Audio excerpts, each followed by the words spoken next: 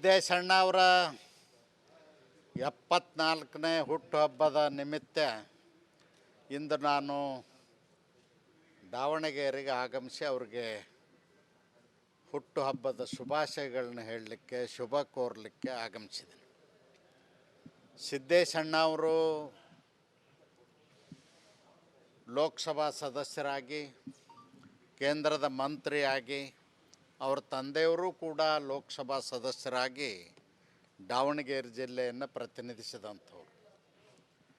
ದಾವಣಗೆರೆ ಜಿಲ್ಲೆ ಕೊಡುಗೆ ದಿವಂಗತ JH ಪಟೇಲರು ಮುಖ್ಯಮಂತ್ರಿ ಆಗಿದ್ದಂಥ ಸಂದರ್ಭದಲ್ಲಿ 7 ಹೊಸ ಜಿಲ್ಲೆಗಳನ್ನು ಮಾಡಿದಂಥ ಸಂದರ್ಭದಲ್ಲಿ ದಾವಣಗೆರೆ ಜಿಲ್ಲೆಯನ್ನು ಮಾಡಿದರು. ದಾವಣಗೆರೆ ಜಿಲ್ಲೆ ಮಾಡಲಿಕ್ಕೆ ಹೋಗಿಯೇ ಪಟೇಲರು 7 ಜಿಲ್ಲೆಗಳನ್ನು ಮಾಡಿದರು. ಅವ್ರ ಜೀವನದಲ್ಲಿ ಅದನ್ನು ಮಾಡಬೇಕು ಅಂತ ಗುರಿ ಇಟ್ಕೊಂಡಂಥವ್ರು ಪಟೇಲರು. ಆ ಕಾರಣಕ್ಕಾಗಿ ನಾವು ಕೂಡ ಅವತ್ತು ಆಡಳಿತ ಪಕ್ಷದಲ್ಲೇ ಇದ್ವಿ, ಪಟೇಲರ ಜೊತೆಯಲ್ಲಿ ಮಾಡಿದರು. ಅದರ ಪಟೇಲರು ಹೊಸ ಜಿಲ್ಲೆಯನ್ನು ಮಾಡಿದರು. ಅದರ ಅಭಿವೃದ್ಧಿ ಮಾಡಿರ್ತಕ್ಕಂಥ ಕೀರ್ತಿ ಗೌರವ ಸಜ್ಜನ ರಾಜಕಾರಣಿ ಮಾಜಿ ಕೇಂದ್ರ ಮಂತ್ರಿ ಶ್ರೀ GM ಸಿದ್ದೇಶಣ್ಣ ಅವ್ರಿಗೆ ಸಲ್ತದೆ. ಒಂದು ಕಾಲದಲ್ಲಿ ದಾವಣಗೆರೆ ಚಿತ್ರದುರ್ಗ ಜಿಲ್ಲೆಯ ಒಂದು ತಾಲೂಕಾಗಿತ್ತು.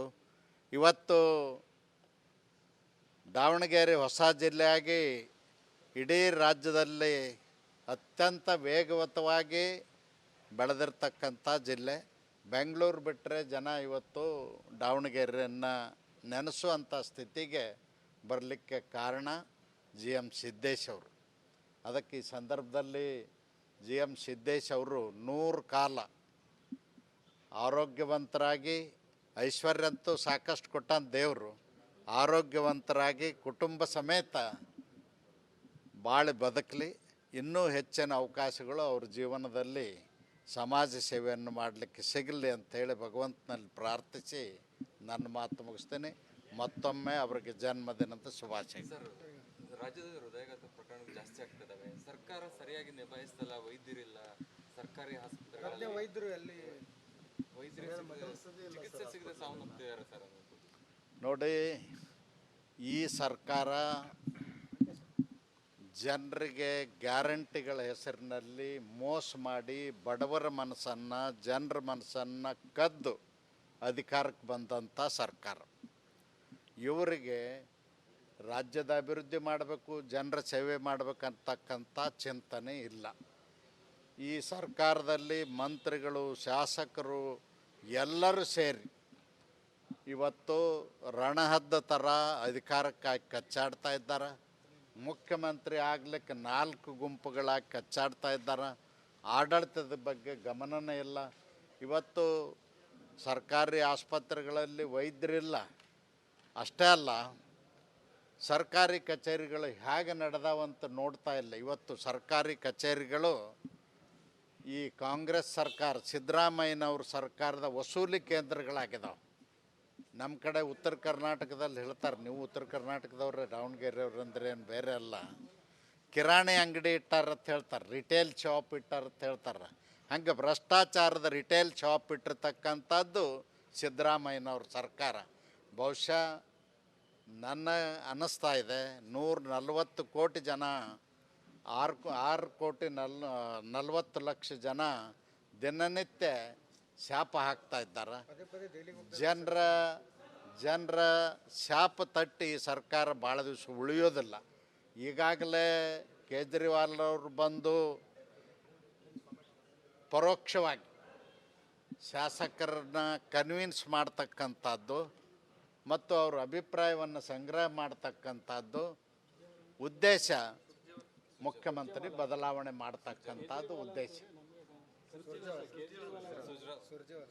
ಸುರ್ಜೇವಾಲ, ಕೇಜ್ರಿವಾಲ ತಡಿದ್ನೆ, ಸುರ್ಜೇವಾಲ ಅವರು ಬಂದ್ ಮಾಡಿರ್ತಕ್ಕಂಥದ್ದು ಎಲ್ಲ ಒಂದೇ. ಕೇಜ್ರಿವಾಲ, ಸುರ್ಜೇವಾಲ ಎಲ್ಲ ಒಂದೇ ಕೆಟಗರಿ ಜನ. ಬೆಲೆ ಪಲಕ ಅಂದರೆ ಅವ್ರನ್ನ ಕನ್ವಿನ್ಸ್ ಮಾಡ್ತಾ ಇದ್ದಾರೆ. ನೀವಾಗೆ ಗೌರವದಿಂದ ರಾಜೀನಾಮೆ ಕೊಡಿ, ಇರ್ದಿದ್ರೆ ನಿಮ್ಮನ್ನ ಕಿತ್ತಾಕ್ತೀವಿ ಅಂತ ಹೇಳ್ತಾ ಇದ್ದಾರೆ.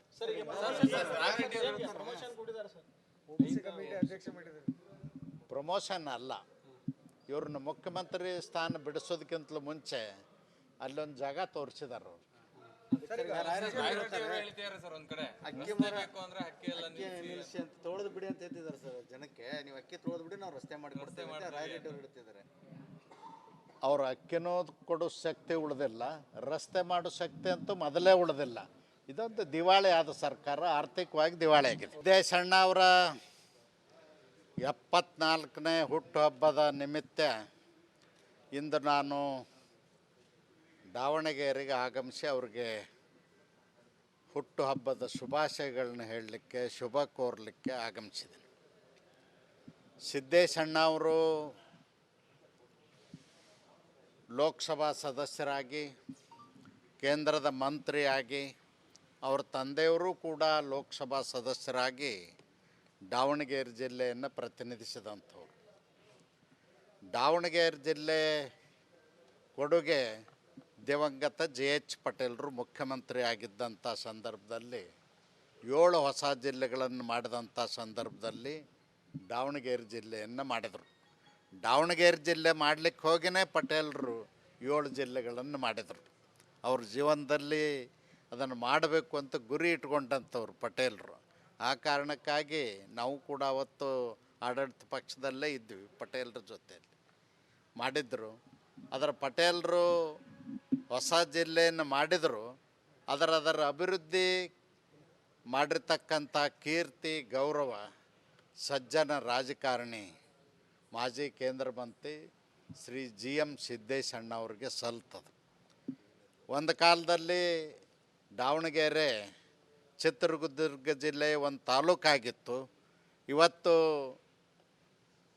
ದಾವಣಗೆರೆ ಹೊಸ ಜಿಲ್ಲೆಯಾಗಿ ಇಡೀ ರಾಜ್ಯದಲ್ಲಿ ಅತ್ಯಂತ ವೇಗವತವಾಗಿ ಬೆಳೆದಿರ್ತಕ್ಕಂಥ ಜಿಲ್ಲೆ. ಬೆಂಗಳೂರು ಬಿಟ್ಟರೆ ಜನ ಇವತ್ತು ದಾವಣಗೆರೆಯನ್ನು ನೆನೆಸುವಂಥ ಸ್ಥಿತಿಗೆ ಬರಲಿಕ್ಕೆ ಕಾರಣ GM ಸಿದ್ದೇಶ್ ಅವರು. ಅದಕ್ಕೆ ಈ ಸಂದರ್ಭದಲ್ಲಿ GM ಸಿದ್ದೇಶ್ ಅವರು 100 ಕಾಲ ಆರೋಗ್ಯವಂತರಾಗಿ, ಐಶ್ವರ್ಯಂತೂ ಸಾಕಷ್ಟು ಕೊಟ್ಟಂತ ದೇವರು, ಆರೋಗ್ಯವಂತರಾಗಿ ಕುಟುಂಬ ಸಮೇತ ಬಾಳಿ ಬದುಕಲಿ. ಇನ್ನೂ ಹೆಚ್ಚಿನ ಅವಕಾಶಗಳು ಅವ್ರ ಜೀವನದಲ್ಲಿ ಸಮಾಜ ಸೇವೆಯನ್ನು ಮಾಡಲಿಕ್ಕೆ ಸಿಗಲಿ ಅಂಥೇಳಿ ಭಗವಂತನಲ್ಲಿ ಪ್ರಾರ್ಥಿಸಿ ನನ್ನ ಮಾತು ಮುಗಿಸ್ತೇನೆ. ಮತ್ತೊಮ್ಮೆ ಅವರಿಗೆ ಜನ್ಮದಿನದ ಶುಭಾಶಯ. ಸರ್, ರಾಜ್ಯದಲ್ಲಿ ಹೃದಯಾಘಾತ ಪ್ರಕರಣಗಳು ಜಾಸ್ತಿ ಆಗ್ತಿದ್ದಾವೆ. ಸರ್ಕಾರ ಸರಿಯಾಗಿ ನಿಭಾಯಿಸ್ತಲ್ಲ, ವೈದ್ಯರಿಲ್ಲ, ಸರ್ಕಾರಿ ಆಸ್ಪತ್ರೆಗಳಲ್ಲಿ ವೈದ್ಯರು ಎಲ್ಲಿ ಚಿಕಿತ್ಸೆ ಸಿಗದೆ ಸಾವನ್ನಪ್ಪಿದ್ದಾರೆ ಸರ್. ನೋಡಿ, ಈ ಸರ್ಕಾರ ಜನರಿಗೆ ಗ್ಯಾರಂಟಿಗಳ ಹೆಸರಿನಲ್ಲಿ ಮೋಸ ಮಾಡಿ ಬಡವರ ಮನಸ್ಸನ್ನು, ಜನರ ಮನಸ್ಸನ್ನು ಕದ್ದು ಅಧಿಕಾರಕ್ಕೆ ಬಂದಂಥ ಸರ್ಕಾರ. ಇವರಿಗೆ ರಾಜ್ಯದ ಅಭಿವೃದ್ಧಿ ಮಾಡಬೇಕು, ಜನರ ಸೇವೆ ಮಾಡಬೇಕಂತಕ್ಕಂಥ ಚಿಂತನೆ ಇಲ್ಲ. ಈ ಸರ್ಕಾರದಲ್ಲಿ ಮಂತ್ರಿಗಳು, ಶಾಸಕರು ಎಲ್ಲರೂ ಸೇರಿ ಇವತ್ತು ರಣಹದ್ದ ಥರ ಅಧಿಕಾರಕ್ಕಾಗಿ ಕಚ್ಚಾಡ್ತಾ ಇದ್ದಾರೆ. ಮುಖ್ಯಮಂತ್ರಿ ಆಗಲಿಕ್ಕೆ 4 ಗುಂಪುಗಳಾಗಿ ಕಚ್ಚಾಡ್ತಾ ಇದ್ದಾರೆ. ಆಡಳಿತದ ಬಗ್ಗೆ ಗಮನನೇ ಇಲ್ಲ. ಇವತ್ತು ಸರ್ಕಾರಿ ಆಸ್ಪತ್ರೆಗಳಲ್ಲಿ ವೈದ್ಯರಿಲ್ಲ. ಅಷ್ಟೇ ಅಲ್ಲ, ಸರ್ಕಾರಿ ಕಚೇರಿಗಳು ಹೇಗೆ ನಡೆದಾವಂತ ನೋಡ್ತಾ ಇಲ್ಲ. ಇವತ್ತು ಸರ್ಕಾರಿ ಕಚೇರಿಗಳು ಈ ಕಾಂಗ್ರೆಸ್ ಸರ್ಕಾರ, ಸಿದ್ದರಾಮಯ್ಯನವ್ರ ಸರ್ಕಾರದ ವಸೂಲಿ ಕೇಂದ್ರಗಳಾಗಿದ್ದಾವೆ. ನಮ್ಮ ಕಡೆ ಉತ್ತರ ಕರ್ನಾಟಕದಲ್ಲಿ ಹೇಳ್ತಾರೆ, ನೀವು ಉತ್ತರ ಕರ್ನಾಟಕದವ್ರೆ, ದಾವಣಗೆರೆಯವ್ರು ಅಂದರೆ ಏನು ಬೇರೆ ಅಲ್ಲ. ಕಿರಾಣಿ ಅಂಗಡಿ ಇಟ್ಟಾರತ್ ಹೇಳ್ತಾರೆ, ರಿಟೇಲ್ ಶಾಪ್ ಇಟ್ಟಾರತ್ ಹೇಳ್ತಾರೆ. ಹಂಗೆ ಭ್ರಷ್ಟಾಚಾರದ ರಿಟೇಲ್ ಶಾಪ್ ಇಟ್ಟಿರ್ತಕ್ಕಂಥದ್ದು ಸಿದ್ದರಾಮಯ್ಯನವ್ರ ಸರ್ಕಾರ. ಬಹುಶಃ ನನ್ನ ಅನ್ನಿಸ್ತಾ ಇದೆ 140 ಕೋಟಿ ಜನ, 6 ಕೋಟಿ 40 ಲಕ್ಷ ಜನ ದಿನನಿತ್ಯ ಶಾಪ ಹಾಕ್ತಾ ಇದ್ದಾರೆ. ಜನರ ಶಾಪ ತಟ್ಟಿ ಸರ್ಕಾರ ಭಾಳ ದಿವಸ ಉಳಿಯೋದಿಲ್ಲ. ಈಗಾಗಲೇ ಕೇಜ್ರಿವಾಲ್ ಅವರು ಬಂದು ಪರೋಕ್ಷವಾಗಿ ಶಾಸಕರನ್ನ ಕನ್ವಿನ್ಸ್ ಮಾಡ್ತಕ್ಕಂಥದ್ದು ಮತ್ತು ಅವ್ರ ಅಭಿಪ್ರಾಯವನ್ನು ಸಂಗ್ರಹ ಮಾಡ್ತಕ್ಕಂಥದ್ದು ಉದ್ದೇಶ. ಮುಖ್ಯಮಂತ್ರಿ ಬದಲಾವಣೆ ಮಾಡ್ತಕ್ಕಂಥದ್ದು ಉದ್ದೇಶ.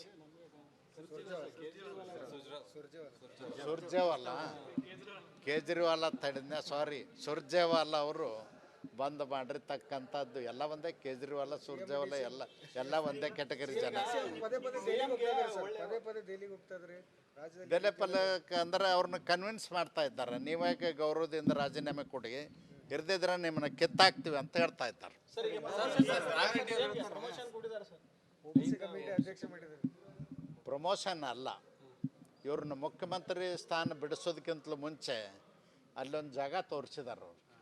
ಹೇಳ್ತಿದ್ದಾರೆ ಸರ್ ಒಂದ್ ಕಡೆ ರಸ್ತೆ ಬೇಕು ಅಂದ್ರೆ ಅಕ್ಕಿ ಎಲ್ಲ ನಿಲ್ಲಿಸಿ ಅಂತ ತೊಳೆದು ಬಿಡಿ ಅಂತ ಹೇಳ್ತಿದ್ದಾರೆ ಸರ್ ಜನಕ್ಕೆ. ನೀವು ಅಕ್ಕಿ ತೊಳೆದು ಬಿಡಿ, ನಾವು ರಸ್ತೆ ಮಾಡಿಕೊಡ್ತೇವೆ ಅಂತ ರಾಯರೆಡ್ಡಿ ಅವರು ಹೇಳ್ತಿದ್ದಾರೆ.